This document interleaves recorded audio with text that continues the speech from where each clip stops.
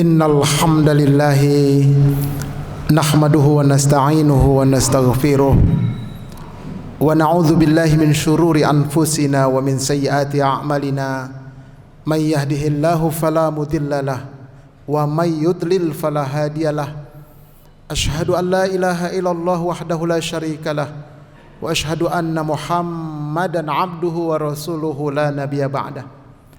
Amma ba'du fa ya ibadallah, usikum wa nafsi bitaqwallah faqad fazal muttaqun.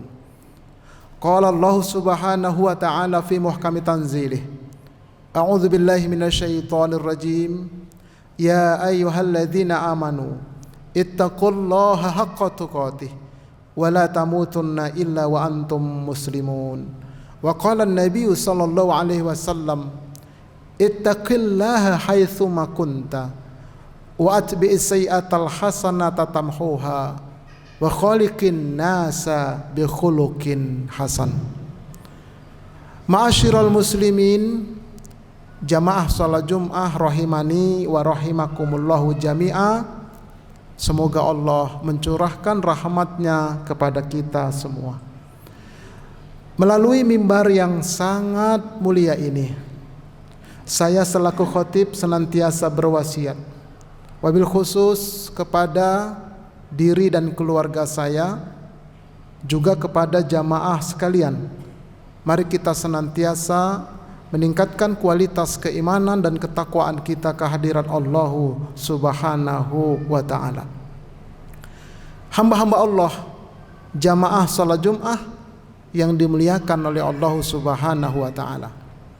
Pada kesempatan khutbah yang mulia ini, tema khutbah yang akan saya bawakan adalah ujian keimanan di dalam kehidupan dan solusinya. Ketahuilah hamba-hamba Allah bahwa hidup tanpa iman pasti akan rugi. Allah berfirman, a'udzu billahi minasyaitonir rajim, bismillahirrahmanirrahim, wal 'asr, demi masa, demi waktu, innal insana lafi khusr, sesungguhnya manusia itu dalam keadaan rugi, illa alladzina amanu, kecuali orang-orang yang beriman. Ini yang pertama. Jadi kalau hidup punya iman tidak rugi, tapi kalau hidup tidak punya iman pasti rugi. Sehari semalam 24 jam sama dengan 1440 menit, sama dengan 83.400 detik. Kita tidak tahu detik keberapa kita mati. Kalau nggak punya iman, rugi. Kemudian orang yang beriman itu adalah sebaik-baik makhluk. Allah berfirman, innalladzina amanu wa amilus solihat ulaika hum khairul bariyah. Sesungguhnya orang yang beriman dan beramal soleh, mereka itulah sebaik-baiknya makhluk di alam semesta ini. Orang beriman. Tidak sampai di situ. Orang beriman ini matinya husnul khotimah. Di dalam kuburnya mendapat nikmah. Di akhirat masuk ke dalam jannah. Allah berfirman, jazaohum 'inda rabbihim jannatu adn. Balasan bagi mereka orang beriman dan beramal soleh itu adalah surga Aden. Demikian mulia dan agungnya orang yang beriman tersebut. Kita berharap dan berdoa kepada Allah, semoga kita, keluarga kita dijadikan Allah menjadi hamba-hamba Allah yang beriman. Amin, Allahumma amin. Akan tetapi iman tersebut wajib diuji terlebih dahulu Allah berfirman dalam surah Al-Ankabut ayat yang kedua, ahasiban nasu ayyutraku ayyaqulu amanna wa hum la yuftanun. Apakah manusia mengira ketika mereka mengaku kami beriman kepadamu ya Allah, lalu kami biarkan begitu saja, tidak kami uji terlebih dahulu? Tidak. Jangan girang dulu kita mengaku beriman, wajib diuji terlebih dahulu. Untuk apa?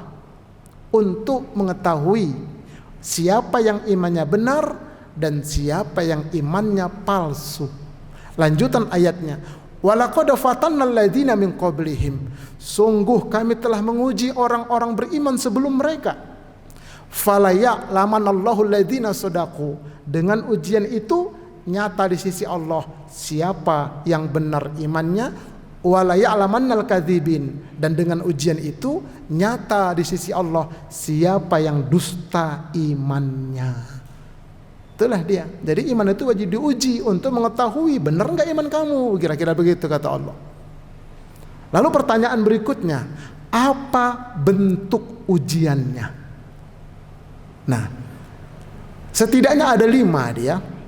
Disebutkan dalam surah Al-Baqarah ayat 155. Allah berfirman, "Walanabluwannakum bisyai'in," dan kami pasti menguji iman kalian. Bisyai'in, dengan sesuatu. Yang pertama, minal khaufi, dari rasa takut.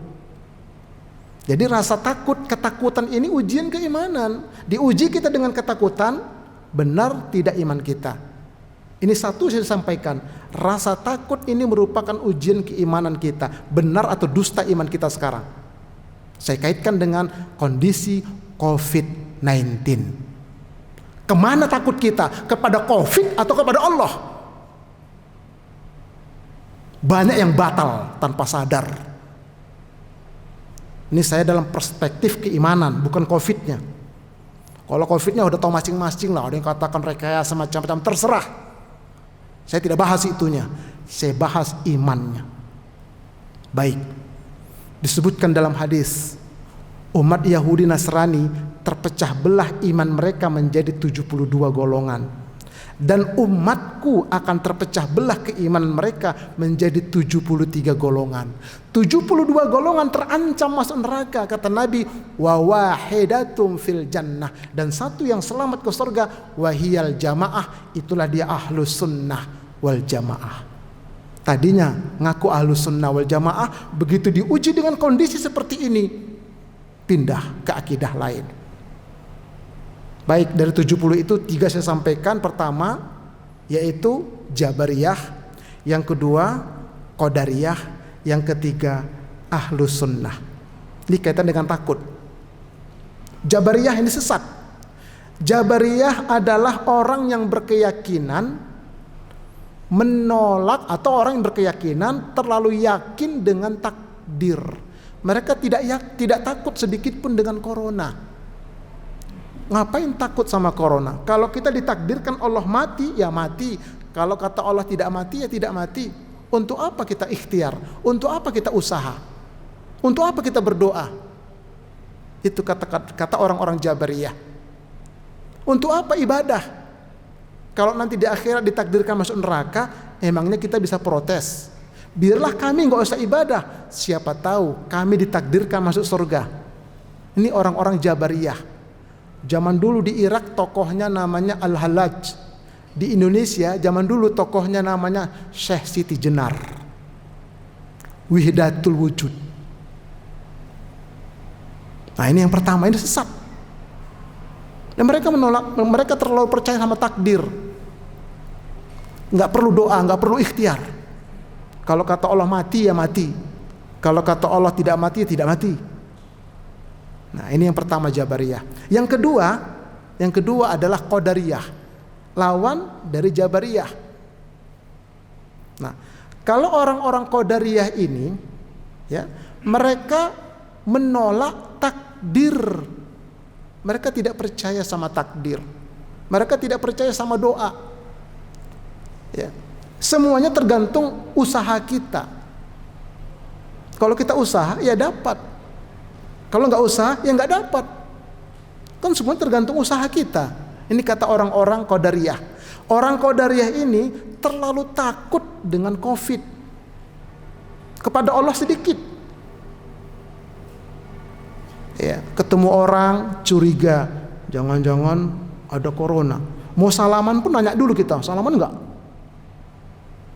Maaf Pak, berjarak ini pun Qadariyah Pak.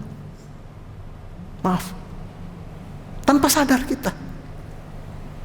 Kemudian spanduk-spanduk, ini saya mengingatkan ya, dalam perspektif keimanan. Kita lihat spanduk, menjaga jarak, pakai masker, cuci tangan. Mana doanya? Tambahin di bawah doa, supaya selamat iman kita. Nah, Qadariyah ini zaman sekarang disebut dengan liberal.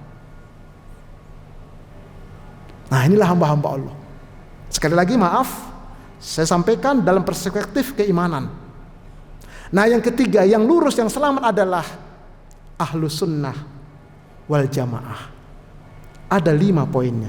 Agar selamat kita, iman kita, 5 poinnya menghadapi kondisi seperti ini.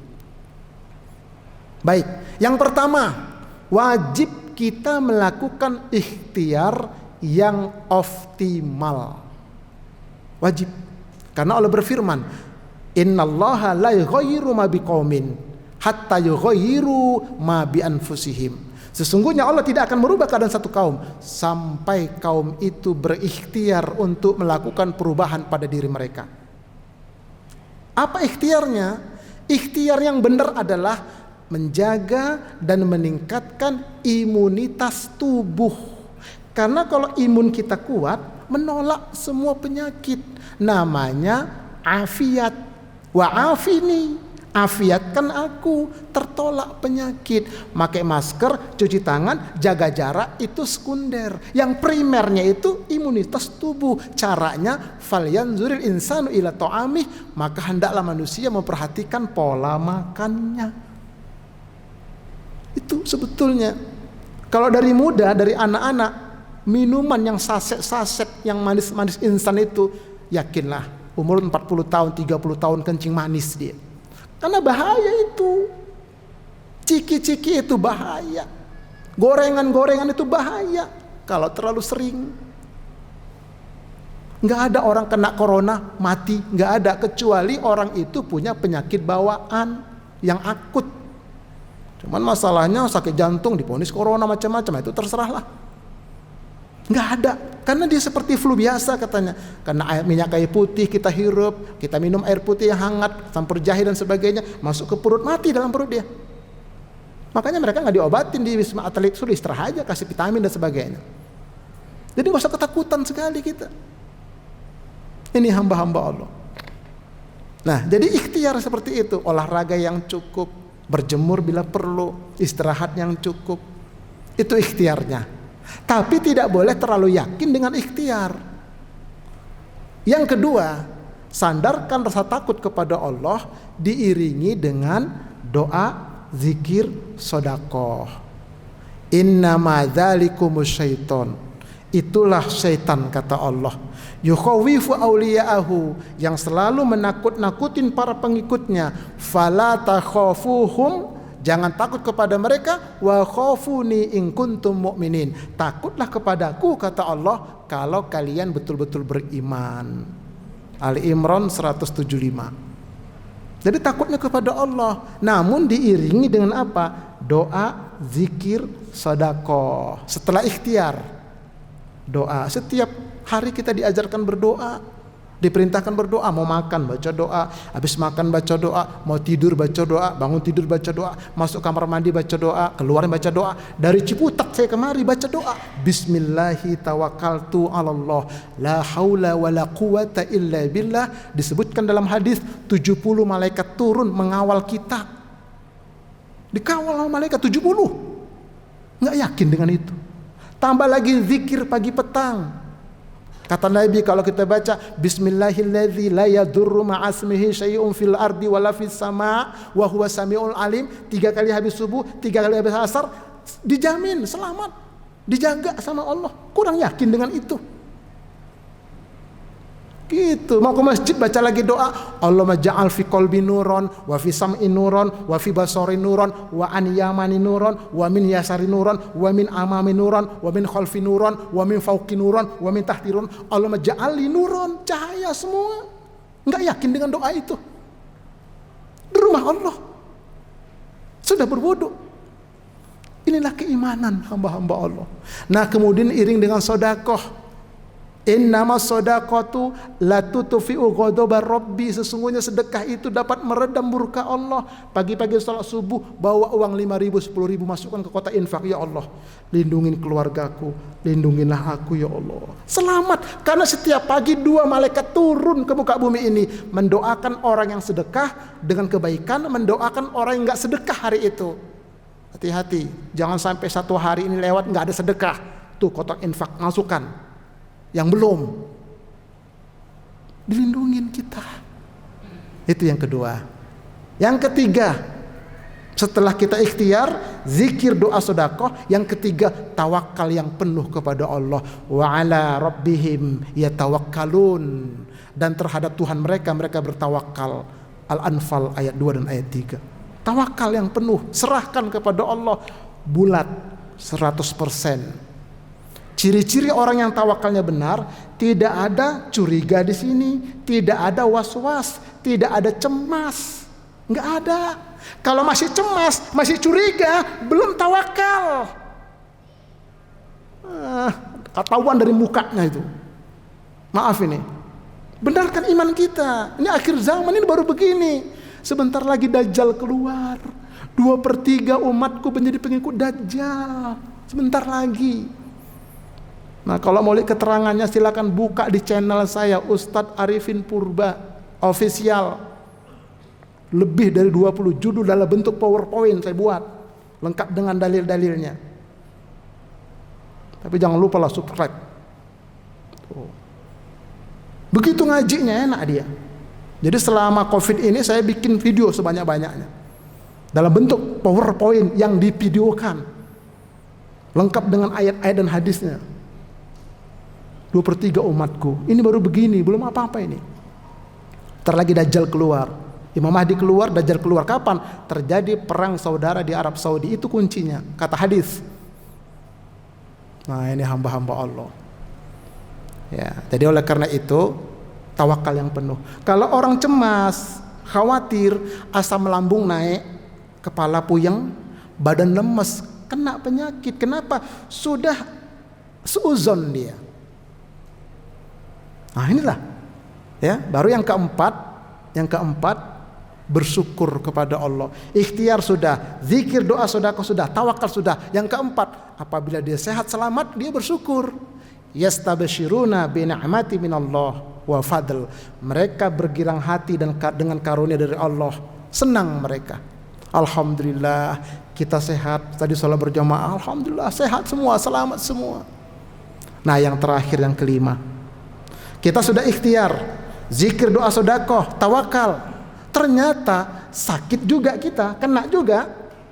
Alladzina idza asabathum musibah qalu inna lillahi wa inna ilaihi raji'un. Itulah orang beriman. Kalau terkena musibah dia berkata, kita semua berasal dari Allah dan akan kembali kepada Allah. Semuanya kita terima dengan sabar. Disebutkan dalam hadis riwayat Imam Muslim, ma laisa abdun, tidaklah seorang hamba yaqa'ut ta'un, terkena ta'un. Zaman Nabi sudah ada ta'un, zaman Umar sudah ada ta'un. Cuman masalahnya ta'un yang syar'i itu adalah penyakit yang kelihatan.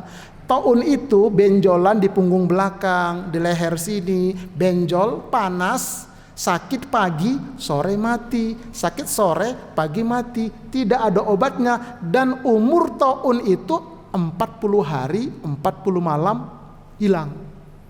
Loh, sekarang hampir setahun. Ta'un dari mana? Itu ta'un. Jadi kata Nabi, tidaklah seorang hamba yang terkena ta'un fayamkuthu fi baladihi sabiran, lalu dia berada di negerinya dalam keadaan sabar. Lockdown dia di negerinya, yang di dalam tidak boleh keluar, yang di luar tidak boleh masuk ke dalam. Ya'lamu annahu la yusibahu. Dia yakin tahun itu tidak kena dirinya karena sudah ikhtiar, zikir, doa, sedekah, yakin nggak kena. Illa ma kataballahu lahu, kecuali ditakdirkan Allah ternyata kena juga dia. Illa kana lahu mithlu ajri syahid, maka bagi dia pahala mati syahid. Begitu, kita sudah ikhtiar, zikir, doa, sedekah, kena juga, sabar, mati syahid. Kan enak itu. Jadi nggak perlu ketakutan. Ini hamba-hamba Allah. Baik, kesimpulannya begini. Ini akhir zaman ini, benar-benar akhir zaman ini. Saya sarankan, silakanlah tonton di channel saya itu. Ada keterangannya semua. Akhir zaman ini. Iman kita harus kita jaga.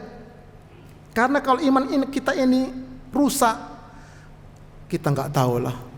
Allah gampang dikasih gempa, nggak usah besar-besar. 15 pada skala Richter. Wes, entek kabeh gitu. Mati semua. Krakatau itu meledak, habis kita semua. Masalahnya iman kita bagaimana? Makanya lakukan ikhtiar yang optimal.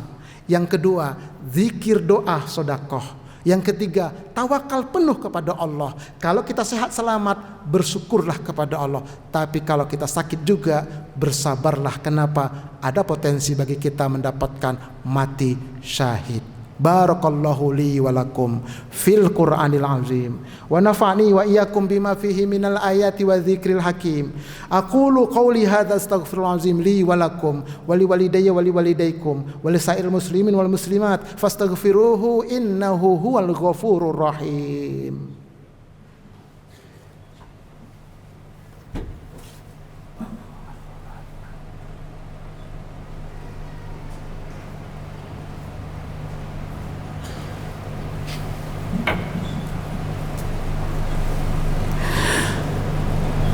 Alhamdulillahi hamdan thayyiban mubarakan fih kama yuhibbu rabbuna wa yardah. Asyhadu an la ilaha illallah wahdahu la syarikalah wa asyhadu anna Muhammadan abduhu wa rasuluhu la nabiyya ba'da. Amma ba'du fa ya ibadallah, usikum wa nafsi bi taqwallah faqad fazal muttaqun. Qala Allah subhanahu wa ta'ala fi muhkami tanzilih. A'udzu billahi minasy syaithanir rajim. Innallaha wa malaikatahu yusholluna 'alan nabi. Ya ayyuhalladzina amanu sallu alaihi wa sallimu taslima.